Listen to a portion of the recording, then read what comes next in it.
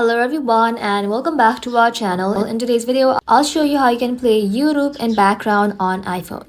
Let's get started. So for that, if you have a YouTube Premium, background play is inbuilt. Just start any video on YouTube, lock your screen or switch apps and the audio will keep playing. But if you don't have Premium, here's the trick. Open up your Safari browser and then in the search bar search for youtube.com. Once you search for it, go ahead and simply play your video. And once you have played your video, you need to go ahead and tap on this little icon, select this three dot, and then tap on request desktop website. So now start a video, and once you have done that, swipe up or lock your screen.